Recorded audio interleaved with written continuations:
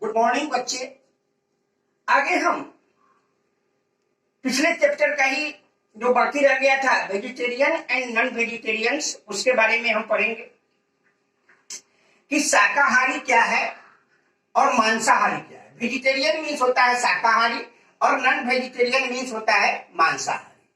हम सबसे पहले पढ़ेंगे वेजिटेरियंस के बारे में, पढ़ेंगे शाकाहारी के बारे में, पढ़ेंगे कि people who eat only milk product, pulses, grains, fruits and vegetables are called vegetarians।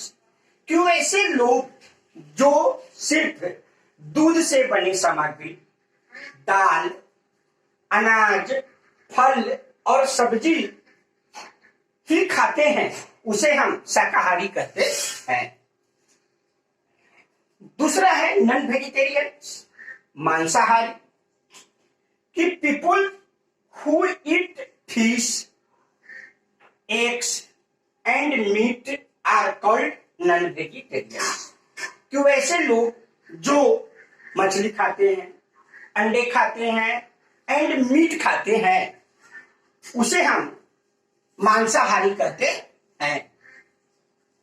उसके बाद हम इसमें अगला टॉपिक पढ़ेंगे बैलेंस डाइट, संतुलित आहार के बारे में पढ़ेंगे कि संतुलित आहार क्या होता है। कि a balance diet should contains food from each of the three types of food. Three types of food का मतलब हो गया कि energy giving food, protective food and body building food. मतलब ये तीनों टाइप का फूड का समावेश होना चाहिए। टू कीप अस हेल्दी, जो हमें क्या रखता है, स्वस्थ रखता है। टू गिव अस एनर्जी, जो हमें ऊर्जा का संचार देता है, ऊर्जा देता है। And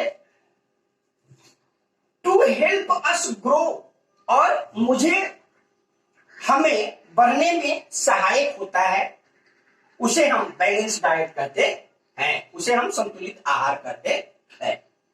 water help us to digest the food we eat, हम लोग जो खाते हैं उस खाए हुए भोजन को पचाने के लिए पानी का महत्वपूर्ण योगदान होता है। We should drink at least 6 to 8 glass of water every day, हम लोगों को प्रति रोज 6 से 8 ग्लास तक पानी पीना चाहिए। पानी हमारे स्वास्थ्य के लिए लाभदायक है, यह हमारे भोजन को पचाता है, साथ साथ हमारे शरीर के तापमान को भी यह कम रखने में मदद करता है। अतः हमें अधिक से अधिक पानी का उपयोग करना चाहिए। उसके बाद बच्चों हम पढ़ेंगे जंक फूड के बारे में।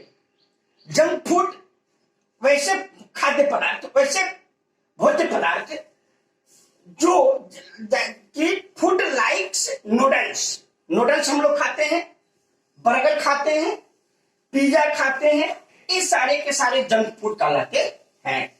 Junk food is unhealthy for health, यह हमारे स्वास्थ्य के लिए हितकर नहीं होता है।